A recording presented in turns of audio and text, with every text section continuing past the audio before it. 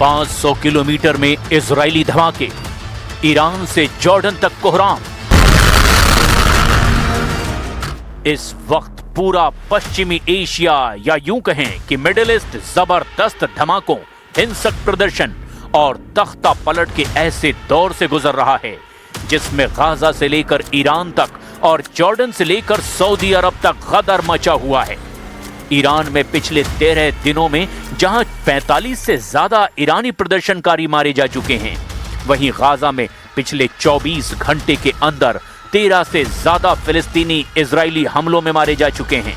हैरानी की बात यह है कि एक तरह से इजराइल और अमेरिका ने मिलकर के इस्लामिक मुल्कों के खिलाफ ग्रेटर इजराइल का मिशन शुरू कर दिया है। ये कहना गलत नहीं होगा। जॉर्डन की सीमा पर 6 जनवरी से अब तक 500 बारूदी धमाके इजरायली सेना की तरफ से किए गए हैं, जिससे जॉर्डन बुरी तरह से बौखला गया है। हम आपको दिखाने जा रहे हैं कि कैसे अंदरूनी संकट में घिरे ईरान पर अब इजराइल और अमेरिका किसी भी वक्त हमला कर सकता है और 86 साल के खामनेई का 36 साल से चला आ रहा शासनकाल खत्म हो सकता है। साथ ही आपको दिखाने जा रहे हैं कि अचानक जॉर्डन के बॉर्डर पर बारूदी सुरंगों में इजराइल ने क्यों धमाके किए हैं और क्यों इजराइल ने हमास से सीज फायर के बाद भी गाजा में तूफानी हवाई हमले किए।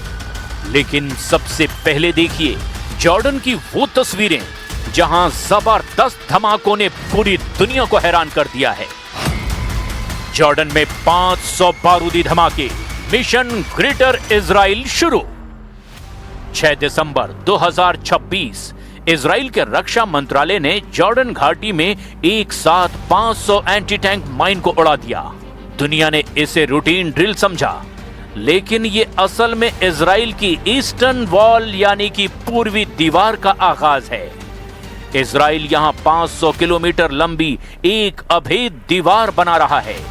मकसद साफ है, ईरान से आने वाले हथियारों की तस्करी रोकना और जॉर्डन के रास्ते होने वाली किसी भी घुसपैठ को नामुमकिन बना देना। लेकिन सवाल यह है कि क्या यह सिर्फ सुरक्षा है या फिर वेस्ट बैंक के पूर्ण विलय की पहली ईंट, यानी जॉर्डन से ग्रेटर इजराइल बनाने का पार्ट 2 मिशन।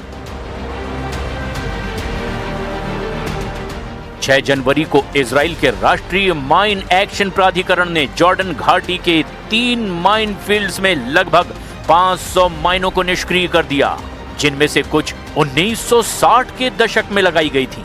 इजराइल ने इस कार्रवाई में $1 अरब 70 लाख खर्च किए हैं। इजराइल का ये एक्शन 500 किलोमीटर लंबी नई सुरक्षा दीवार बनाने को लेकर हुआ है। रक्षा मंत्री इजराइल काट्ज ने इस परियोजना को समुदायों की सुरक्षा, वेस्ट बैंक में हथियारों की तस्करी रोकने और पूर्वी सीमा पर ईरानी प्रॉक्सी खतरों को रोकने के लिए महत्वपूर्ण बताया है। दिसंबर 2025 में इजराइल के रक्षा मंत्रालय ने जॉर्डन के साथ सीमा पर एक दीवार के निर्माण की शुरुआत की घोषणा की थी। मंत्रालय ने कहा कि निर्माण का उद्देश्य राष्ट्रीय सुरक्षा और पूर्वी सीमा की रणनीतिक निगरानी को और ज्यादा मजबूत करना है। लेकिन कुछ लोग इस कार्रवाई को ग्रेटर इजराइल से जोड़कर देख रहे हैं। कुछ लोगों का मानना है कि इजराइल धीरे धीरे गाजा से लेकर ईरान तक ग्रेटर इजराइल के सपने को पूरा करने में लगा हुआ है। गाजा का 90% से बड़ा इलाका इस वक्त इजराइल के कब्जे में आ चुका है और खबर यह है कि ट्रंप ने भी गाजा को ट्रम्प गाजा बनाने का रास्ता साफ कर दिया है। यानी ग्रेटर इजराइल के नक्शे में गाजा पहले ही पूरी तरह से दिखाया गया है, जिस पर इजराइल 90% से ज्यादा इलाके पर कब्जा कर चुका है। अब आप ये भी जान लीजिए कि इजराइल के ग्रेटर इजराइल मिशन में कौन कौन से देश शामिल हैं। ग्रेटर इजराइल का मिशन एक वैचारिक और धार्मिक दृष्टिकोण माना जाता है, जिसका मकसद इजराइल की सीमाओं को उसके वर्तमान स्वरूप से कहीं ज्यादा विस्तारित करना है। धार्मिक और चरमपंथी विचारधारा के मुताबिक ग्रेटर इजराइल की सीमाएं नील नदी यानी मिस्र से फरात नदी इराक तक मानी जाती हैं। इस नक्शे में बहुत बड़ा इलाका शामिल है। ग्रेटर इजराइल में पूरा इजराइल और फिलिस्तीन भी शामिल है। यानी इजराइल के साथ साथ पूरा गाजा और वेस्ट बैंक का ग्रेटर इजराइल में विलय करने का मिशन है, जिस पर इजराइल तेजी से अमेरिकी समर्थन के जरिए कब्जा करने का प्लान बना रहा है। हैरानी की बात तो ये है कि ग्रेटर इजराइल में पूरे जॉर्डन देश को भी शामिल करने का मिशन है, जिसकी वजह से इजराइल और जॉर्डन के बीच तनाव बना रहता है। लेबनान और सीरिया के दक्षिण और मध्य हिस्से में भी ग्रेटर इजराइल का हिस्सा बनाने का प्लान है, जिसकी वजह से सीरिया और लेबनान की कट्टर दुश्मनी इजराइल से लंबे वक्त से चली आ रही है। यहाँ तक कि इराक के पश्चिमी हिस्से में यानी फरात नदी तक ग्रेटर इजराइल में इलाका जोड़ने का मिशन है। इसी तरह से मिस्र के सिनाई प्रायद्वीप को भी ग्रेटर इजराइल में मिलाने का प्लान है, जबकि सऊदी अरब के उत्तरी हिस्से यानी मदीना के पास तक ग्रेटर इजराइल बनाने का प्लान है, जो कि हैरान करने वाला इजरायली मिशन लगता है। डोनाल्ड ट्रंप और बेंजामिन नेतन्याहू की जोड़ी मध्य पूर्व की राजनीतिक नक्शे को फिर से बनाने में जुटी है। अभी ट्रंप के कार्यकाल को 2 साल होने वाले हैं, यानी अगले 2 साल तक ट्रंप इतना चाहते हैं कि गाजा से लेकर ईरान तक ग्रेटर इजराइल की रूपरेखा बन जाए और नेतन्याहू सरकार का लक्ष्य वेस्ट बैंक की बस्तियों को आधिकारिक तौर पर इजराइल का हिस्सा बनाया जाए। ट्रंप के विजन में गाजा को एक आर्थिक हब के रूप में विकसित करना शामिल है, लेकिन इजराइल के सुरक्षा नियंत्रण के तहत अमेरिका ऐसा करना चाहता है। इसके अलावा ईरान को अलग थलग करना भी इसका मकसद है और इसका असर इस वक्त ईरान में चल रहे हिंसक प्रदर्शनों में साफ साफ देखा जा सकता है। इस वक्त ईरान के 31 में से 28 प्रांतों में हिंसक प्रदर्शन चल रहे हैं, जिसकी वजह से 36 साल से 86 साल के ईरानी सुप्रीम लीडर अली खामनेई के शासन पर सीधा खतरा मंडराने लगा है। और खबर यह है कि इजराइल और अमेरिका के सैकड़ों एजेंट पूरे ईरान में एक्टिव हैं, जो ईरान को खामनेई के तख्ता पलट की आग में झोंक चुके हैं। अब तक 45 से ज्यादा ईरानी हिंसक प्रदर्शन में मारे जा चुके हैं। राजधानी ईरान में जबरदस्त आगजनी ने खामनेई की ईरान पर कमजोर बढ़ती पकड़ को उजागर कर दिया है।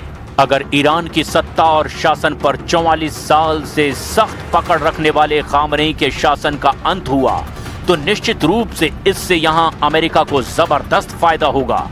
तो वहीं दूसरी तरफ इजराइल के मिशन ग्रेटर इजराइल को जबरदस्त ताकत मिलेगी। ממשלת ישראל, מדינת ישראל והמדיניות שלי, אנחנו מזדהים עם המאבק של העם האיראני, עם השאיפות שלו לחופש ולחירות ולצדק, וייתכן מאוד שאנחנו עומדים ברגע שבו העם האיראני לוקח את گورالو בידו. اقداماتی یا اظهاراتی که امثال نخست وزیر رژیم صهیونیستی یا برخی از مقام‌های رادیکال آمریکایی، مقام‌های تندرو آمریکایی در رابطه با مباحث داخلی ایران مطرح می‌کنند در قاموس بین‌الملل چیزی نیست جز ترغیب به خشونت، ترغیب به تروریسم، ترغیب به آدمکشی. इजराइल इस वक्त ग्रेटर इजराइल को लेकर कोई कोर कसर नहीं छोड़ रहा। खबर यह है कि ईरान के साथ साथ लेबनान में भी इजरायली एजेंटों ने जबरदस्त गदर मचा रखा है। इजरायली रक्षा बल का कहना है कि उसने लेबनान के कई इलाकों में हिजबुल्लाह के ठिकानों पर हमले किए हैं, जिसकी वजह इन गुटों के द्वारा युद्ध विराम समझौते का लगातार उल्लंघन है। इधर गाजा से खबर आ रही है कि इजराइल ने गाजा में ताजा हमलों में 13 से ज्यादा फिलिस्तीनियों को मार दिया है। हैरान करने वाली बात तो ये है कि 10 अक्टूबर 2025 से इजराइल और हमास के बीच सीज फायर हो चुका है, लेकिन इसके बावजूद 10 अक्टूबर 2025 से दिसंबर 2025 के आखिर तक इजराइल की तरफ से छोटे बड़े 900 से ज्यादा सीज फायर उल्लंघन के दावे किए गए। अब तक गाजा में ही 71,395 से ज्यादा लोग मारे जा चुके हैं। कुल मिलाकर इजराइल का mission greater Israel middle east में कोहराम मचा रहा है और इस वक्त इसकी आग में गाजा और ईरान और साथ ही लेबनान भी धू-धू कर जल रहा है। ईरान में तो अमेरिका और इजराइल किसी भी वक्त हमला कर सकते हैं, ऐसे संकेत साफ मिलने लगे हैं।